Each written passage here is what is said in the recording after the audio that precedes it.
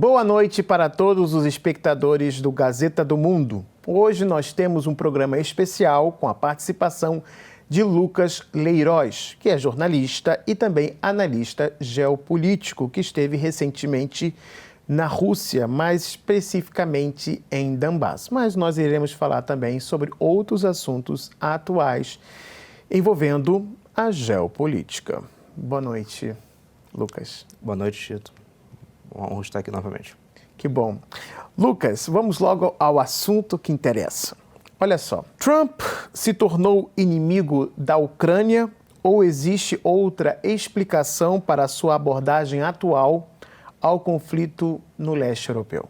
O que você acha? Trump se diferencia muito da abordagem Biden ou de outros democratas porque ele tem uma abordagem que carrega muito do seu background como empresário. Ele é uma figura muito vinculada àquela imagem de alguém em busca do lucro do interesse estratégico, em primeiro lugar, que na geopolítica se traduz numa abordagem mais realista. E para os Estados Unidos não há nada de realista em continuar financiando a guerra na Ucrânia. É uma guerra perdida para a OTAN, é uma guerra perdida para o proxy da OTAN, que é o regime de Kiev, e não há um fundamento estratégico que legitime, com bases realistas, a continuidade desses esforços. Isso não significa que a guerra acabará, isso não significa que o apoio militar acabará, mas significa que com a gestão Trump provavelmente haverá uma diminuição significativa ou possivelmente total, como as coisas estão indicando nesse momento, do apoio dado pelos Estados Unidos, que não necessariamente vai se estender aos demais aliados americanos, aos demais países da OTAN, mas atualmente há na gestão americana essa visão mais pragmática, realista, de que não compensa mais esses esforços. É inocente toda a avaliação que coloca o Trump como uma figura em prol de um mundo multipolar, uma figura, como alguns analistas ocidentais dizem, a favor da Rússia, coisa do tipo. Nada disso é real. Ele é simplesmente um político americano que prioriza interesses diretos e mais pragmáticos, enquanto a abordagem dos democratas era uma abordagem mais pautada por temas ideológicos. Eles defendiam a preservação total da hegemonia americana, independentemente dos custos. E o Trump tem uma outra abordagem. Obviamente ele quer a hegemonia americana, obviamente ele é a favor da hegemonia do seu país, mas ele aborda isso através de termos mais realistas. Os Estados Unidos cessaram a ajuda militar prestada para a Ucrânia, mas você acha que isso vai alterar o cenário na linha de frente? E outra pergunta, você acha que eles podem retomar o fornecimento de armas e de todo o pacote de ajuda? Essas questões são sempre muito duvidosas, porque até que ponto o governo americano pode ter um real controle sobre a quantidade de armas que chega à Ucrânia. Muitas negociações acontecem numa via direta do mercado privado do complexo industrial americano com agentes ucranianos. Não, às vezes nem com o governo ucraniano, mas com as próprias milícias fascistas ucranianas, por exemplo, que recentemente foram autorizadas a negociar armas com os Estados Unidos. Então, eu duvido até da capacidade do governo americano de controlar o fim desse fornecimento. Porém, vamos supor que isso se materialize na prática e que não haja mais ajuda americana à Ucrânia. Nós temos, contrabalanceando esse cenário, a continuidade da ajuda europeia, que, menor que seja em relação à ajuda americana, ainda é capaz de dar uma espécie de sobrevida ao regime de Kiev. Nós temos as armas americanas que já estão na Ucrânia, armas americanas que circulam no tráfico internacional, no contrabando, etc., que tem sido uma das grandes questões desde o começo da guerra, a circulação de armas fornecidas à Ucrânia no contrabando internacional. E essas armas podem voltar à Ucrânia. Então, tem uma série de fatores que podem dar esse tipo de sobrevida, prorrogar a capacidade militar ucraniana. Não há nenhuma possibilidade disso ser o que se chama ali de game changer, mudar a situação no campo de batalha. A situação no campo de batalha está definida e há muito tempo, desde as principais batalhas em cidades-chave, Bakhmut, Avdiivka, as situações foram razoavelmente definidas. O que pode acontecer agora é a Ucrânia prorrogar o seu próprio sofrimento, o seu tempo de duração no campo de batalha. E isso é possível com armas não americanas, com armas chegando da OTAN, com os pacotes da União Europeia, com os pacotes dos países europeus. Então, o que eu acredito é que a situação ficará realmente mais difícil para a Ucrânia sem a ajuda americana. Porém, isso não se traduz necessariamente num fim do conflito, né? A Ucrânia tende a se arrastar cada vez mais com um pouco de ajuda que ainda lhe resta, né? Que simplesmente serve para os mesmos propósitos iniciais: prorrogar o conflito sem qualquer chance de reversão do resultado final. Tem hora que Zelensky parece que vai recuar, depois ele retoma o discurso de que vai continuar a luta com a Rússia, mas você acha que isso seria parte da estratégia dele ou ele realmente está em dúvida? Um pouco dos dois. É uma espécie de estratégia do desespero. Zelensky está realmente desesperado, está sendo colocado contra a parede. Ele não tem alternativas, né? O seu maior aliado era, de fato, Washington. E agora esse aliado é perdido, sai de cena. E ele tem de contar com o apoio dos Estados europeus, que são menos relevantes no processo decisório ocidental do que, obviamente, dos Estados Unidos da América. Então, ele está numa posição que se soma ao cenário interno, uma grande pressão doméstica na Ucrânia pela saída dele. Obviamente, a população ucraniana está cansada após 3 anos de mobilização total, incessante, né, com pessoas literalmente sendo sequestradas nas ruas para servir. Então, há uma grande pressão interna e externa. E o Zelensky simplesmente toma a atitude que ele considera mais conveniente no momento para assegurar o seu poder. Ele sabe que existe a pressão ocidental principalmente americana, né, mas até pouco tempo atrás, até dos países europeus, para que ele convoque eleições. Porém, ele sabe que se convocar eleições, não vencerá, pelo menos não pelas vias justas, ordinárias, né? Talvez por fraude, mas não pelas vias corretas. Ao mesmo tempo, ele sabe que, não convocando eleições, ele perde aquela imagem de bastião da democracia que legitima o apoio à Ucrânia nos países ocidentais. Então, ele está absolutamente desesperado. E por isso, sua posição parece ambígua. Ora, ele fala que considera a possibilidade de negociações, ora ele fala que lutará até o último ucraniano, ora ele fala que as negociações podem acontecer, mas apenas nos termos ucranianos, e por aí vai. Então, o que eu diria é que não há uma estratégia real por parte do Zelensky, senão o desespero. Ele está tentando simplesmente buscar o que lhe garanta a continuidade no poder, porque ele sabe que, saindo da presidência ucraniana, ele dificilmente terá um futuro político. Dentro da Ucrânia, ele está totalmente condenado. Ele é o líder mais impopular da história do país. Por outro lado, nos países ocidentais, ele também não parece ter uma popularidade tão segura. Nos Estados Unidos já não tem mais. Na Europa, vem diminuindo. Então, ele sabe que a única forma dele continuar seguro é se mantendo no poder e que esse poder está cada vez mais decaindo. Então, o que eu diria é isso. O Zelensky está simplesmente desesperado. Macron, que não esconde já há algum tempo seu desejo de tomar as rédeas do controle da Europa, fez agora declarações fortes dizendo que pode colocar seu exército na Ucrânia. Na verdade, ele já tinha levantado essa hipótese antes, só que ele chamou agora a Rússia de uma ameaça à Europa e, inclusive, oferece sua proteção nuclear para os seus aliados europeus. Só que o moral e a reputação da França estão em baixa. Por exemplo, há mais de um ano que os franceses estão sendo literalmente expulsos da África. As promessas de Macron são um blefe ou você realmente acha que ele vai peitar os russos? Ele pode até tentar fazer frente à Rússia, mas ele não tem essa capacidade. Nem considerando seu potencial nuclear, porque se você considerar uma questão de troca nuclear em caso de guerra direta, obviamente, a Rússia tem um poder nuclear imensamente superior ao francês. E uma capacidade de lançamento, capacidade geográfica, capacidade técnica. Então, essa capacidade francesa de enfrentar a Rússia não existe. Porém, o que eu vejo é o Macron tentando se firmar como uma espécie de líder do Ocidente coletivo em detrimento dos Estados Unidos. O Trump tem uma postura mais isolacionista, caracterizada ali pelo próprio slogan de América em primeiro lugar. Então, ele está recuando daquele papel de polícia do mundo, de líder do Ocidente, e recuando para uma posição de atenção dos Estados Unidos para o cenário interno. Enquanto isso, Macron tenta colocar a França ali como uma espécie de líder do que resta do Ocidente, que já não é mais tão coletivo assim hoje em dia, é praticamente só a União Europeia. Então, essa é a grande intenção geopolítica do Macron, é colocar essa agenda de maior protagonismo francês e, consequentemente, europeu, né, no processo decisório ocidental. Porém, é preciso levar em conta uma série de outros fatores. Essa ameaça do Macron de colocar tropas na Ucrânia não é de agora. Ela começou há muito tempo, ele foi o primeiro presidente, o primeiro líder político ocidental a falar em participação direta de tropas ocidentais na Ucrânia.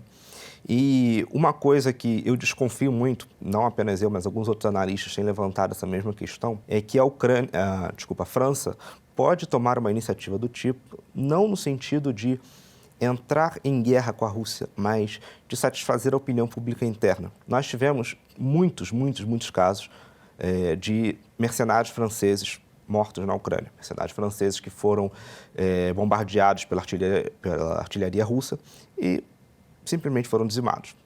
Isso já está começando a gerar alguma espécie de questão na opinião pública francesa.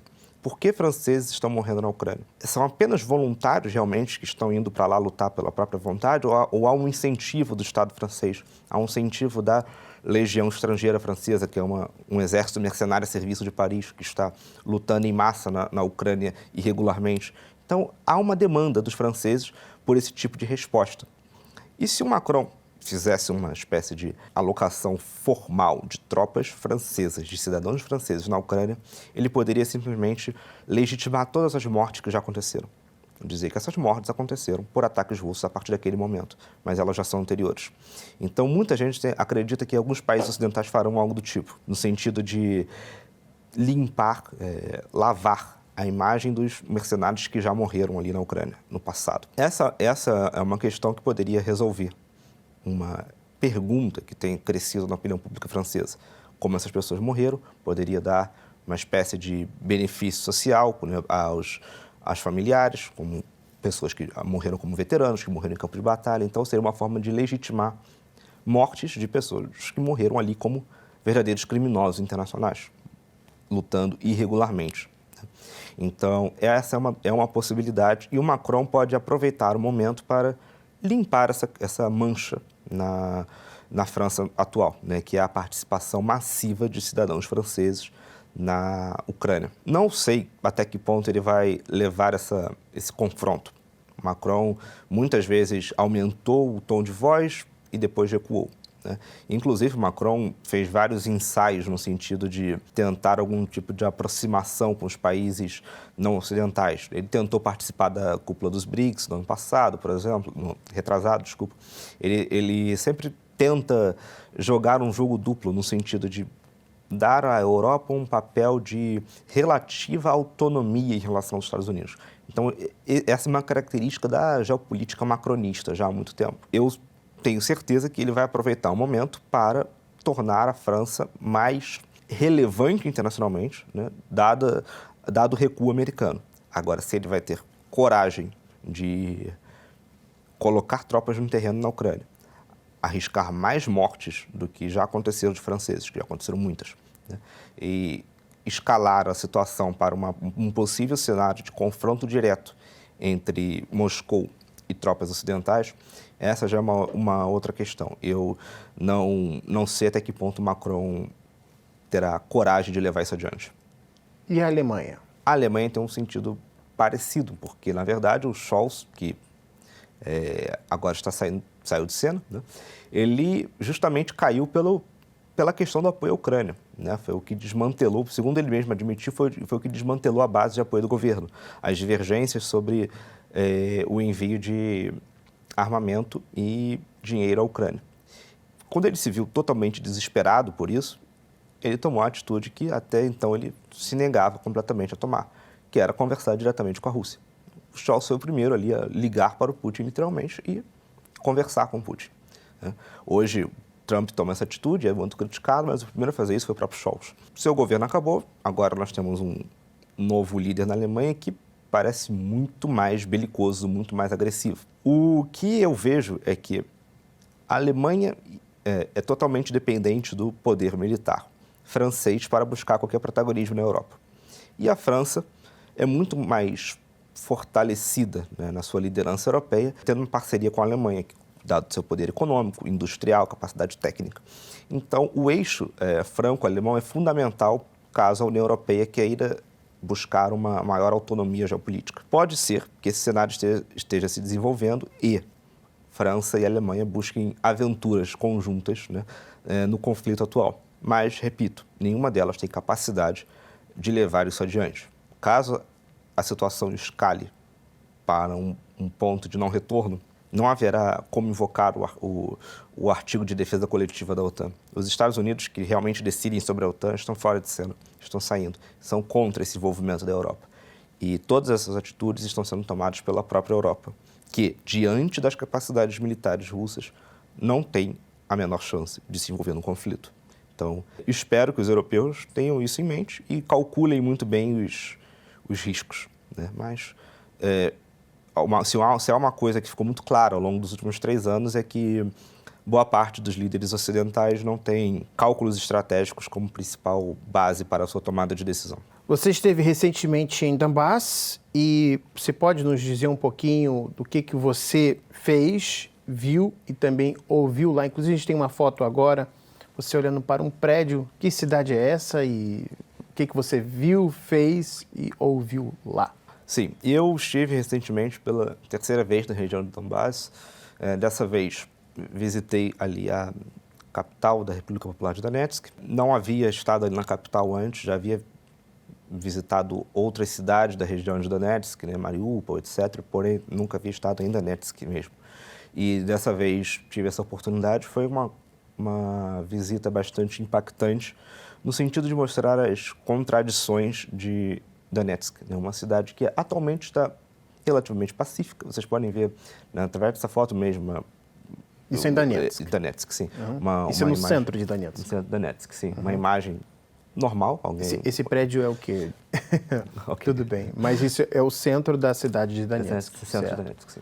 Uhum. Uma imagem absolutamente normal, uma praça, uma cidade em paz. Não há caças nos céus, não há bombardeios aéreos, nada disso. Uma cidade normal. Porém, ao redor de toda a cidade, você vê os destroços desses bombardeios. Você vê prédios destruídos. Praticamente não há um prédio nem residencial, nem comercial em Donetsk que não tenha pelo menos metade das suas janelas estilhaçadas até hoje, totalmente destruídas, né? Porque até o começo do ano passado, os ataques eram diários. O regime de Kiev lançou ataques durante todo o período de 2014 até o começo do ano passado, numa base diária, muito mais intensamente, obviamente, depois do começo do conflito direto com a Rússia. E essa cidade ficou muito mais segura no começo do ano passado, após a liberação de uma cidade-chave da região de Donetsk, que era a cidade de Avdiivka, que, dada a sua localização geográfica, né, sua localização estratégica, permitia ataques muito fáceis por parte do regime de Kiev ao centro de Donetsk. Depois que essa cidade foi liberada pelos russos, os ataques se tornaram muito mais difíceis. Hoje, para as Forças Armadas ucranianas atingirem Donetsk, elas precisam de mísseis de médio alcance, que são muito mais caros, precisam de drones de longa distância, que são muito mais caros. Então, não que os ataques tenham cessado, mas eles diminuíram muito. Uma das regiões mais atacadas no centro de Donetsk era o mercado público de Donetsk, né, que há principalmente aos domingos, uma tradição em Donetsk muito similar às feiras aqui no Brasil, né? As pessoas vão ao mercado público comprar seus itens. E era uma localidade que era sempre atacada pela Ucrânia. Inclusive, o último ataque massivo aconteceu meses atrás, justamente com, salvo engano, mísseis HIMARS ou outros mísseis de longo alcance ocidentais que estão em posse da Ucrânia. Então, a Ucrânia ainda faz esses ataques, ainda são uma realidade, porém, ela pensa 2 vezes antes de tomar qualquer decisão, porque eles são muito mais caros, os mísseis são muito mais caros. Porém, andando por Donetsk, você pode ver o chão totalmente destruído por munições cluster, por exemplo. Eles caem e formam várias, como se fossem mini granadas, mini bombas que explodem por todo o local. E pior são quando não explodem, porque muitas delas ficam enterradas ou na neve ou na terra, né? E funcionam como minas por anos até, se elas não forem detonadas. Inclusive, geralmente, as vítimas são civis, porque são jogadas essas bombas justamente nas áreas habitacionais e também urbana. Urbana, sim. Sem nenhum Valor estratégico militar? Nenhum, absolutamente nenhum. Inclusive, muitas vezes não podem ser vistos como crianças, porque estão brincando na terra, cavam alguma coisa na areia e explodem uma mina, né? E essas munições cluster, inclusive, foram um dos primeiros crimes reais cometidos pelos Estados Unidos no fornecimento à Ucrânia, porque, pela própria legislação americana, essas armas não poderiam ser exportadas. Eles violaram a sua própria lei, exportando para a Ucrânia. Eu me lembro que também, antes, inclusive, das munições cluster chegarem dos Estados Unidos, a Ucrânia ela já estava lançando, principalmente contra Donetsk, uma munição chamada Lepestok, que verdinha, olhando assim um pouco de longe, parece realmente com uma folha de papel.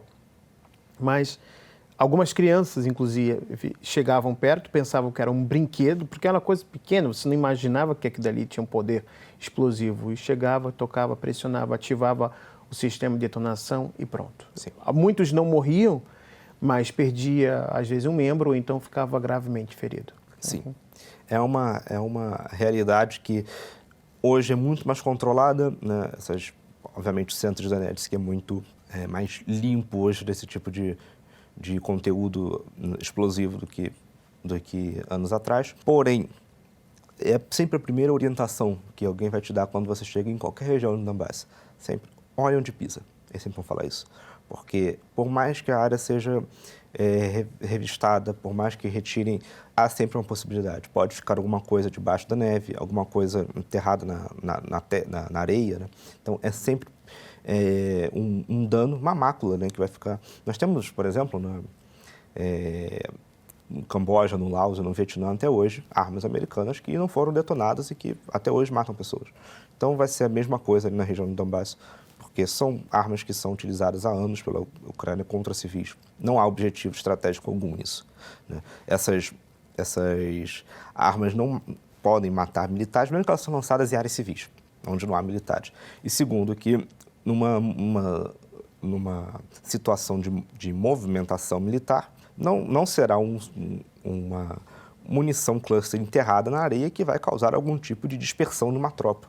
Isso aí tem o único objetivo de causar sofrimento ao civil, que daqui a algum tempo, quando já não houver mais conflito, uma situação de calmaria e de paz, alguém vai pisar ali, morrer ou perder uma perna. Então, é um ato de maldade pura e simples, melhor dizendo, em termos muito claros. Há muita consequência visível ainda da situação trágica que aconteceu no Donbass ali, por toda a cidade de Donetsk e nos subúrbios. Eu estive no subúrbio de Petrovsk, onde aconteceram os maiores crimes de guerra de todo o nosso século, né, ao longo desse período de 2014 até o ano passado. Até esse ano, porque ainda acontecem ataques ali ordinariamente. Nesse município, eu tive a oportunidade de encontrar uma família, uma criança de 14 anos, né, o nome dele é Raman, e a mãe dele, Natália. Eu pude conversar com eles, entrevistá-los, e ela me contou muito emocionada a história de como o seu filho foi atingido por estilhaços de mísseis, né? Ele hoje está passando por tratamento e reabilitação. Ele estava recentemente em Kazan, na região russa de Kazan, num hospital especializado em fazer a sua reabilitação, porque ele tem estilhaços na coluna e na perna. O que aconteceu com ele foi simplesmente um ataque de mísseis num bloco residencial, onde a família dele mora. Ele foi atingido e foi levado para o hospital mais próximo. O hospital, não lembro se era um hospital de campanha ou era algum posto local mesmo, mas eles não tinham condições de tratá-lo. Então, transferiram imediatamente para o Hospital Central de Donetsk. Assim que ele entrou na mesa de cirurgia no Hospital Central, houve um ataque de mísseis ao hospital. E ele foi operado com o hospital sendo destruído. As pessoas correndo, etc. Os médicos já estavam abrindo parte da perna dele ou da coluna, não sei o que eles estavam tratando especificamente na hora. E os médicos não fugiram, não correram. Eles continuaram tratando mesmo com risco de morte. E graças a essa atitude heróica, ele conseguiu ter os socorros iniciais para conseguir sobreviver e passar por tratamento posteriormente. E nisso ela ficou, obviamente, todos os dias indo e vindo do hospital com o filho. E aconteceu de um dia, ela estava saindo do hospital para casa e ia pegar um ônibus, só que ela, fumante, e decidiu fumar um cigarro e esperar o próximo ônibus. Nisso, o ônibus que ela pegaria, caso não estivesse fumando, foi atingido por um míssil. Morreram quase todos os passageiros. E ela até fez uma brincadeira, né, com essa situação trágica. Dizem que fumar mata, mas naquele dia o ato de fumar salvou minha vida, né?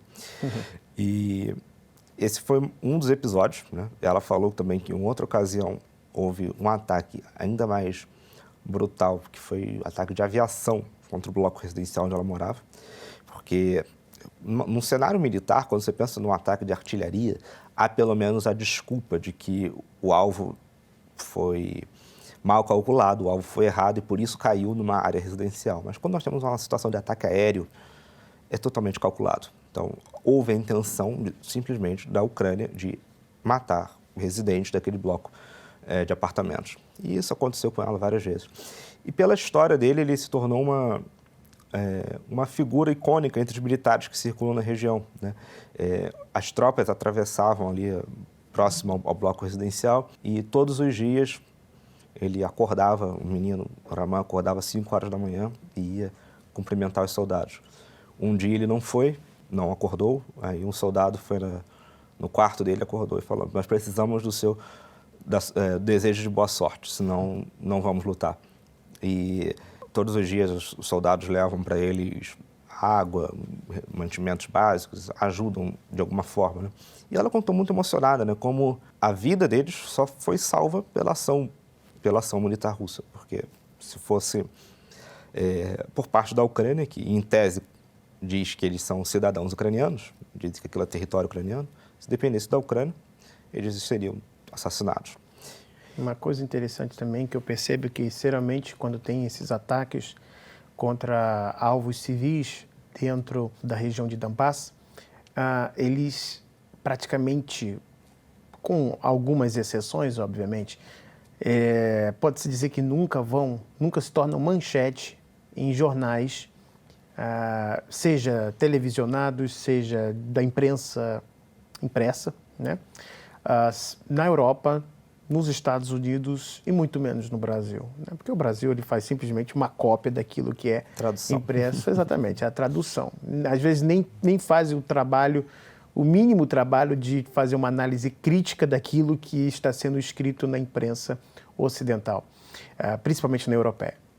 Mas o que eu quero dizer é que é como se essa região não existisse, é como se essas vítimas fossem menos importantes e é como se essas pessoas elas simplesmente não estão ali, né? E agora, quando acontece muitas falhas, inclusive, de mísseis antiaéreos ucranianos dentro de cidades como Kiev, Lvov também, mísseis que inclusive caem nos prédios residenciais, às vezes tirando vítimas de pessoas, são mísseis que são falhos, inclusive do Patriot, ou antigos sistemas soviéticos, né?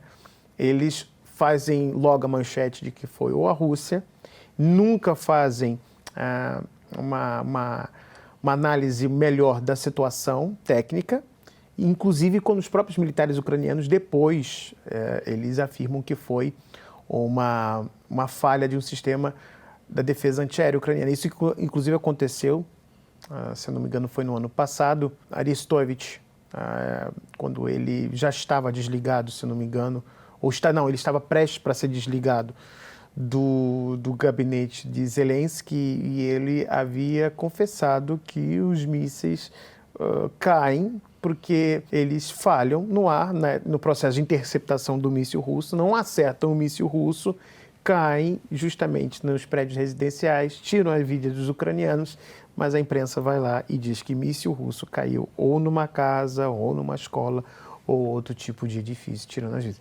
E é interessante porque quando a Ucrânia já de forma intencional bombardeia Donetsk, como você acabou de explicitar, nas zonas residenciais, a imprensa nem faz a menção disso. Pouco se fala na dificuldade técnica das Forças Armadas ucranianas de manejar o armamento ocidental. Eles não têm essa capacidade. É por isso que há uma estatística muito visível, né, de falhas que acontecem em território ucraniano, que muito provavelmente são devido a manejo mal feito por militares ucranianos de armamento ocidental e ataques muito bem sucedidos que provavelmente foram feitos por instrutores ocidentais em solo ucraniano. Essa foi uma das razões, inclusive, para a Federação Russa deixar como linha vermelha esses ataques de longo alcance, porque a justificativa que foi dada pela Rússia foi essa: estes mísseis de longo alcance atingem regiões russas quando operados por instrutores ocidentais dentro da Ucrânia. Por isso seria uma declaração de guerra, por isso a Rússia não tolera esse tipo de ação ocidental no conflito, porque de fato são militares da OTAN que estão na Ucrânia atacando a Rússia. Porque todo manejo de sistemas de artilharia, de sistemas de mísseis, é feito com base em diversos segredos militares, que não são compartilhados com todos os países. Obviamente. Até mesmo as armas comuns que a Ucrânia recebe, muitos tanques, etc., são em versões adulteradas, né? Chegam à Ucrânia com versões simplificadas. Os segredos militares, as capacidades plenas dessas armas não são entregues à Ucrânia. Então, quando há ataques muito bem-sucedidos, como aconteceu algumas vezes nas regiões de fronteira russas, a grande suspeita é que foram técnicos especializados ocidentais dentro da Ucrânia e não militares ucranianos. A gente está vendo essa foto agora de você olhando para uma árvore em Donetsk. Você poderia explicar o que se trata? A árvore tem uma tabela, tem uma placa ali. Sim, essa também é a região de Petrovsk, né, onde eu encontrei a família desse menino de 14 anos. Nessa praça houve uma série de bombardeios. Petrovsk foi a região onde aconteceram alguns principais crimes na região de Donetsk, né, ataques contra civis sistemáticos. E havia nessa praça também, em um dos momentos de bombardeios, ataques que mataram diversos civis. Inclusive, aí tem uma placa, um memorial, né, o nome e a data do assassinato, né, de uma das pessoas que caíram, né, durante esses bombardeios. Era uma figura conhecida, né, na região de Petrovsk, que tinha ali algum tipo de protagonismo social, e colocaram homenagem a ele. Há imagens como essa por toda a região de Donetsk, principalmente nas estradas. Você sempre encontra nas estradas algum tipo de memorial, uma cruz com o nome de alguém nas vias de acesso às ruas principais. Essa prática é feita justamente onde as pessoas morreram. Onde as pessoas morreram, exatamente. Às vezes elas, obviamente, não estão enterradas ali, mas colocam ali um memorial para dizer que foi feito um ataque ali, alguma coisa do tipo. Nessa região também, apesar como eu falei, Donetsk hoje está bastante calma, né, apesar dos destroços da guerra, mas em Petrovsk ainda é possível ver a realidade do conflito. Ali próximo ficam os grandes símbolos do Donbass, né, que são as minas de carvão. Ali, próximo dessa praça, inclusive, do outro lado, tem um acesso às minas de carvão. Quando estávamos ali, era uma situação bastante curiosa, porque era tudo calmo, uma praça onde havia crianças brincando, etc. Mas atrás das minas de carvão, poucos quilômetros dali, a guerra continua, né? O conflito segue normalmente. E o barulho de artilharia era incessante. Não parava um segundo sequer. Não havia um segundo que você não tivesse com um barulho forte, às vezes um tremido, uma coisa gigantesca. Caças cortando os céus vindo do território russo também, o tempo todo. E isso me deixou muito marcado no sentido de que, enquanto na mídia ocidental, né, hoje se fala irresponsavelmente de paz como se fosse uma coisa dada, como se o conflito estivesse acabando, ou que dependesse da Europa a decisão de não acabar o conflito, a verdade é que ali continua, a paz não chegou para aquela região, né? Eu perguntei a algumas pessoas sobre isso, os moradores do Donbass sabem que o Trump está fazendo algum tipo de coisa. Teve uma pessoa que me respondeu que eles já foram bombardeados durante o governo Trump no passado. Então, para eles, não muda nada. Se há paz, negociação de paz ou não interessa a eles. Eles veem a situação real, a guerra acontecendo. Se vai haver ou não um resultado frutífero das negociações diplomáticas, é algo que eles encaram com muito ceticismo, porque eles já viram se repetir várias vezes.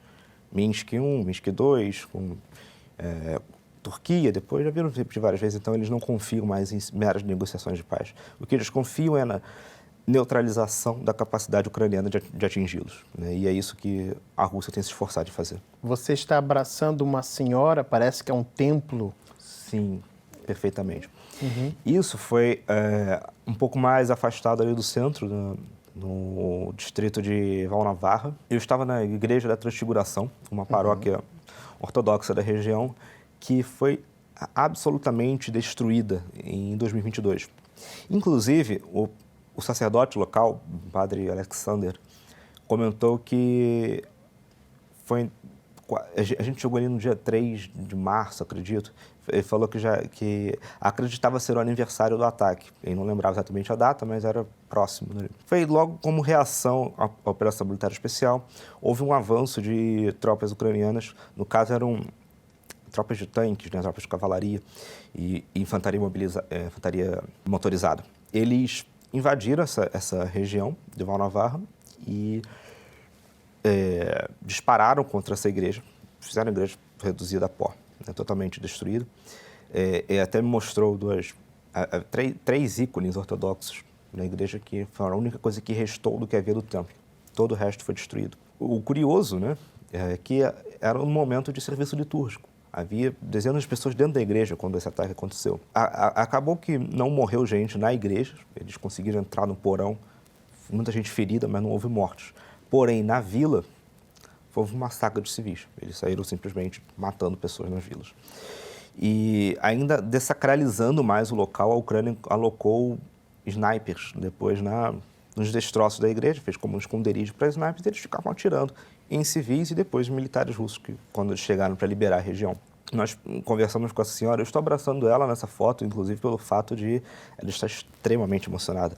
Eu lembro que o padre estava procurando na igreja alguém que estava no dia do ataque. Aí ele encontrou ela e a chamou. Assim que ele falou que havia um jornalista, ela já entendeu que ela teria que lembrar daqueles fatos e começou a chorar imediatamente. Ela desabou em lágrimas. Temos um vídeo, inclusive, com você e essa senhora. Sim. Então, ela ficou extremamente emocionada, caiu em prantos assim que percebeu que teria que dar uma entrevista e relembrar aquele episódio tão traumático. E nós perguntamos a ela, né, quem fez o ataque, né, porque apesar de certeza absoluta de que não havia russos ali na região, obviamente esses ataques são sempre retratados pela mídia, quando noticiados, né, quando há uma notícia, são retratados como sendo ataques russos. Isso é muito claro. Não havia russo algum aqui, não havia tropa alguma. Eles vieram depois e nos salvaram, né? Então, isso deixa muito claro quem é responsável por esse tipo de crime na região. Ali próximo, aliás, em Valnavarra está tudo destruído, né? Até agora, começando a reconstruir, as pessoas estão tentando retomar a normalidade. As atividades acontecem, né? As pessoas vão trabalhar no campo, no comércio, porém, ainda os efeitos da destruição são muito, muito visíveis, porque a Ucrânia simplesmente reduziu aqueles vilarejos a pó, né? Ali próximo aconteceu uma coisa muito curiosa, né? No vilarejo de Bugas, que fica ali dentro do distrito de Valnavarra. É uma região habitada por um pequeno grupo de etnia grega, né? E eles viram o que aconteceu ao redor, né, daquela destruição toda, e houve simplesmente uma reação popular. Assim que os ucranianos chegaram na vila, os moradores atacaram os soldados, tacaram fogo nos blindados, mandaram eles embora. E ali toda a região de Valnavarra é muito curioso, porque está tudo destruído, menos esse vilarejo, né? Esse vilarejo está preservado. Houve morte de civis nesse confronto, etc., mas, de fato, a Ucrânia, até para não ter de perder tempo, né, durante uma situação de combate, tendo que enfrentar os civis, ela recuou daquela região. Ela, de fato, não conseguiu destruir aquele vilarejo da mesma forma que fez ao redor. Então, é uma região que deixa muito, muito claro a realidade global do Donbass, né? O que aconteceu no Donbass? Simplesmente massacre de civis russos por serem russos, né? Por serem russos. Você entrando em um recinto, pode nos dizer aqui que lugar é esse? Sim. Isso é uma espécie de ópera regional, uma escola de música, na verdade, onde funciona a ópera local também. É uma escola de música de Valnavarra, onde houve uma ocupação militar ucraniana, né? Eles não destruíram o local, eles preservaram, mas fizeram dali uma base militar.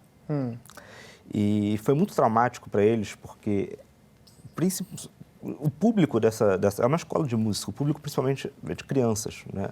Há muitas crianças ali. Eu mesmo vi várias estudando música ali. Inclusive, a gente tem uma imagem agora de uma criança tocando um instrumento. Sim, sim. Menina ali na mesa também, né?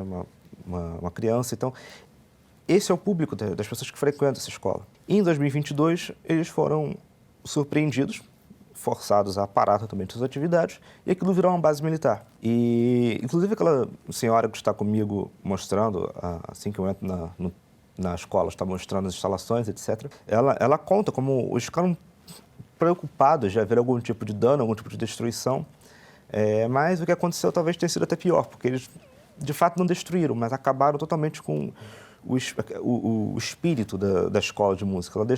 Ela deixou de ser um símbolo de harmonia, paz, cultura, virou uma base militar, onde os mesmos ucranianos, soldados ucranianos, estavam massacrando civis na vila ao redor, iam depois para aquela base e permaneciam ali, se abrigavam ali. E, então, foi algo moralmente muito destrutivo para eles, ter que ver toda aquela realidade. Depois da liberação da região, depois que os russos chegaram, a situação melhorou. Obviamente, eles estão voltando às atividades. Inclusive, nesse dia, eu não consegui entrevistar a ópera regional. Eles não estavam presentes na escola, porque estavam fazendo uma apresentação em alguma região russa na Sibéria. Eles estavam em turnê, né, digamos assim. Então, mostra que as atividades já estão retomadas. E todas as pessoas que eu conversei com 2 professoras de música da escola, assim, eles deixaram muito claro como a prática musical, a prática cultural ajudou a superar, né, os traumas do conflito, né, porque todos ali perderam alguém, né, quem sobreviveu perdeu algum parente, né, não tem ninguém que não tenha sido afetado. Para o povo do Donbás, esse conflito, já desde 2014, é uma situação muito parecida com o que é a Grande Guerra Patriótica para a Rússia inteira, né? Todos os russos têm algum parente que morreu na Guerra Patriótica. Foram 27 milhões, alguém morreu ou ficou ferido, alguma baixa aconteceu. E no Donbás é a mesma coisa. Todos que moram ali têm algum parente vítima, alguma pessoa que ficou ferida ou que perdeu sua vida. Então, a música ajudou muito, principalmente as crianças, né, que conseguiram ter algum tipo de ocupação que melhorasse o seu estado psicológico enquanto aconteciam os bombardeios e os massacres. Crianças que muitas vezes são órfãos, perderam seus pais, aprenderam a conviver de perto com o barulho dos bombardeios mas hoje estão num estado psicológico mais estável graças ao trabalho desses músicos que, apesar de todas as dificuldades, continuaram exercendo seu ofício. Lucas, muito obrigado pela sua participação, por ter contado aquilo que você viu, ouviu também das pessoas, dos locais e também, obviamente, da sua análise geopolítica do que está acontecendo em torno do conflito no leste europeu. E se você ainda não é inscrito no Gazeta do Mundo, se inscreva no nosso canal. E lembrando para vocês que nós estamos publicando material diariamente no Twitter. Nosso próximo encontro, a gente se vê aqui no YouTube. Até mais, pessoal. Tchau, tchau.